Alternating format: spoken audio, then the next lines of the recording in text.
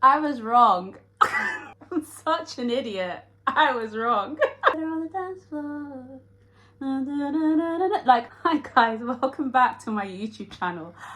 I'm sorry, I have to put my hands up in the air. I'm so wrong, guys. Looks like in season 3 of Bridgerton of Colin and Penelope, there's gonna be a lot of sex, a lot of that stuff.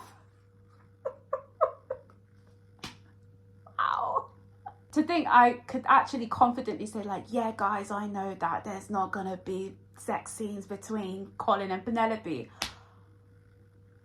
The last video I did a reaction video of season 3 sneak peek of Colin and Penelope, and I gave some of my insights, and one of them was, you know, no sex scene. Well, there will be sex scenes, but just not with Colin and Penelope, because there was a statement made by Nicola that she wanted to keep it PG or have like a family friendly cut.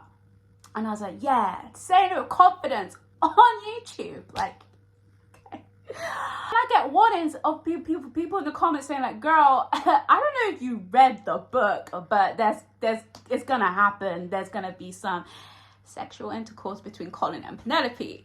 Like, haven't you read the book? You don't know? It's been confirmed by the actors themselves that there will be. And I'm just, you can imagine me in my bed just reading through the comments, and I literally was actually so shocked, and I was embarrassed at the same time, because I was literally just like, where did this information come from?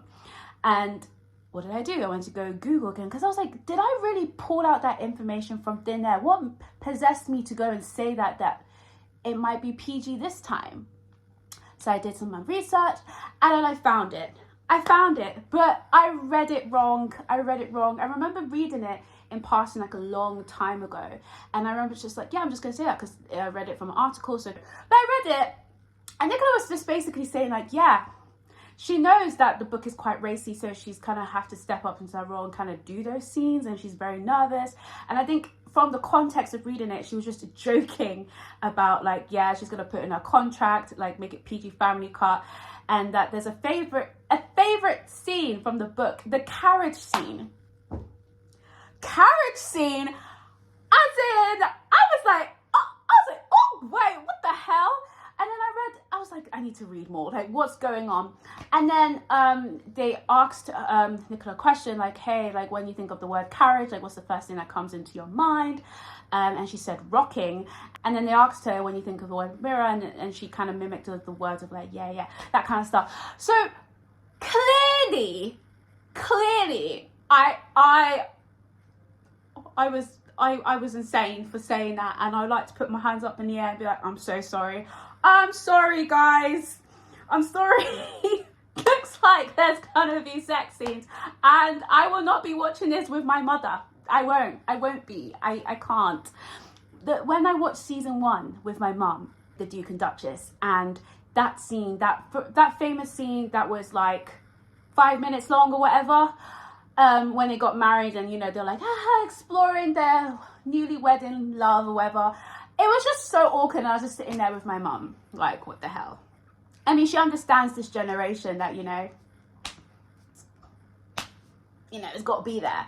So she's just like, and my mum's a Nigerian mum, and she's very traditional, bless the babe, and she was just there like, so you're making me watch this? But you know what, she loves Bridgerton, and then she loves, like, how the men give, like, you know, the Bridgerton contact, you know, that stare that they give that makes you feel like they're looking to your freaking soul. She loves it. She was a big fan of Queen Charlotte, but I just can't watch it with her. And oh my gosh, guys, if I tell you, when I watched Saltburn with her, it's not like I told my mum, hey, sit down. You know, like the TV, with a smart TV, they have like recommendations of shows that you should watch.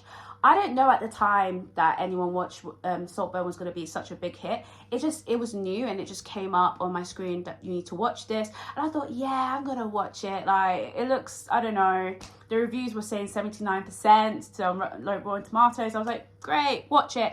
And there's just so many different scenes. And bless my mother, she was just in the living room, just, you know, on WhatsApp with the aunties group chat, sending different, you know, how those email chains and stuff like that, just sending it to everyone and chuckling with herself. Bless her, she was there. And the bathtub scene, you know, the scenes, like, I don't even need to repeat because the image is coming back, but I loved the ending. It's murder on the dance floor. like, love that. It was just vibes, you know, because who wouldn't dance naked at home and just chill? Not to celebrate that you've murdered everyone, but it was vibes. But anyway, so I'm not gonna watch this with my mum.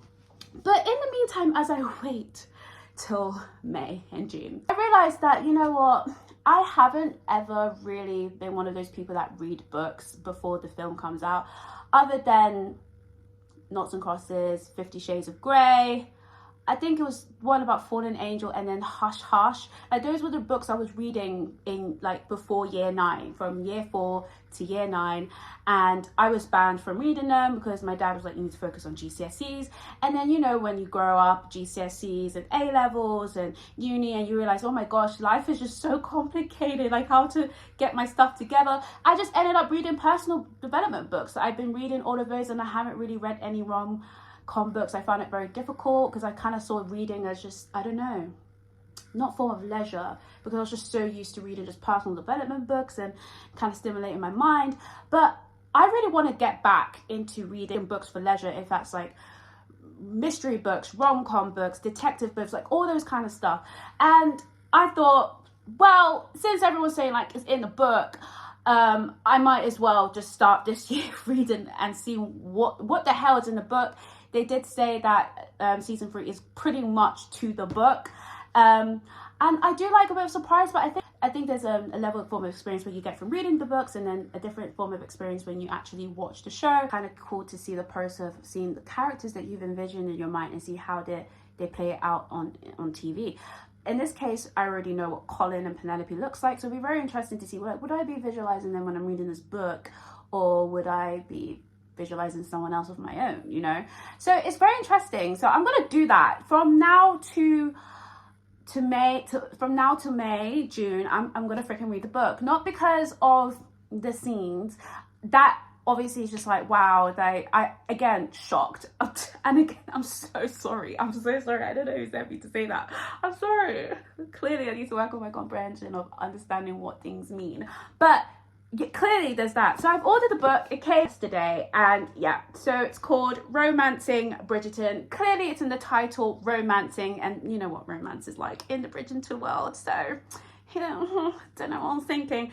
So yeah, guys, so how many pages? We'll see how many pages we have. We have 369 pages, is it? 370 pages. Okay, yeah, so I'm just gonna start there. I'm not gonna start from the first book. We might work backwards in the meantime after we've seen the show, and then if I'm bored, yeah, I'll start from The Duke and I. But very cute cover. I love the covers. It's like so pretty. Like, look at that.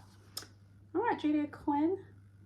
I'm so excited. So I'm gonna be reading this. I thought maybe should I read it on my phone and have it PDF? Maybe I can do that, like, you know, if I don't want to carry the book around. But I want to get back to the physical books. It's just, you know that vibe of like, you know, I'm that girl. You know, I don't know if you guys have read Atomic Habits, when it's talking about your identity, and you just say like, hey, instead of saying like, my habit is to read, you change your identity first and be like, I am a reader. So I'm like telling myself, you know, that I'm that girl that reads, you know, on the train, minding my business, and like, reading a romantic book.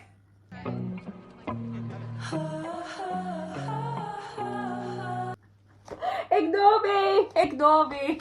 So I'm gonna read this. I will provide you an update of the experience of reading this book. But yeah, I just thought, let me just make a video to be like, apologize, basically, that, and just, I don't know who sent me to announce that, not even announce, but I don't know who sent me to say that there's no sex scenes, but clearly there are like so many. There's a carriage scene. Like, how, okay. I was gonna say, wow, Shonda, like, really, in a carriage? But no, it's in the book. Okay, Quinn, like, we're having those scenes in the carriage, and then apparently a mirror scene, like,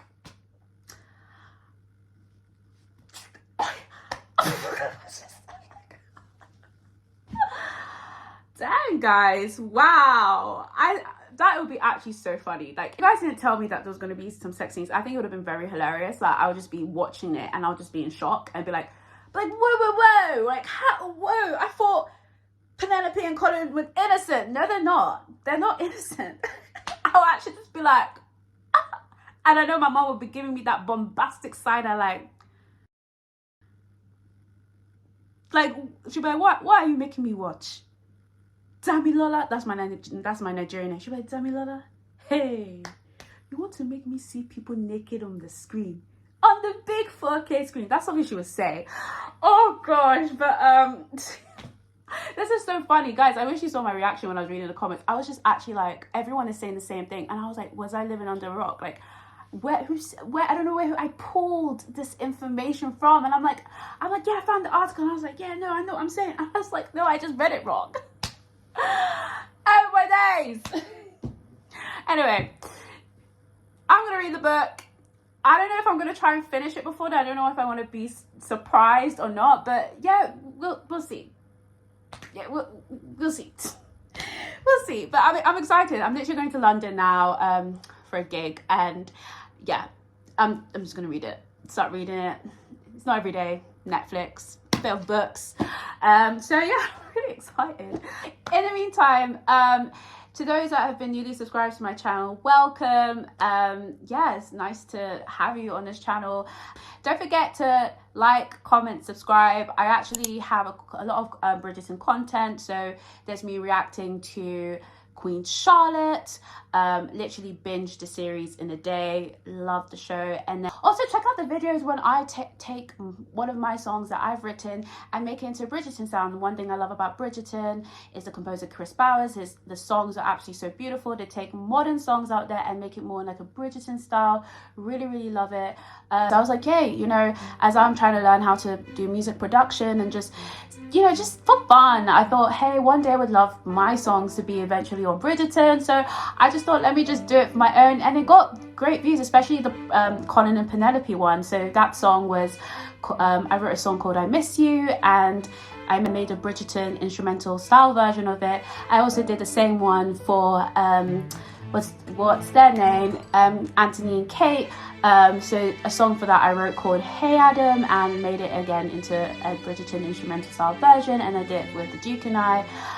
So yeah, so there's content on that, and on top of the reaction videos to Queen Charlotte and the binge series. So if you want to go and check that out, yeah, go ahead, like go and check it out. Really excited. I'm really happy to see that there's a lot of people that are big fans of Bridgerton.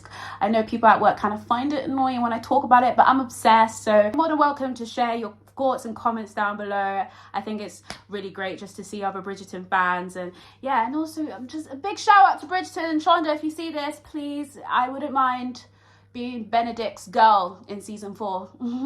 Okay, that's a bit of a stretch, because can I act? I can sing though, I can sing. But if not, can I be invited to the premiere, please? Please. But yeah, so don't forget to like, comment, subscribe, and I'll see you in my next video. Bye.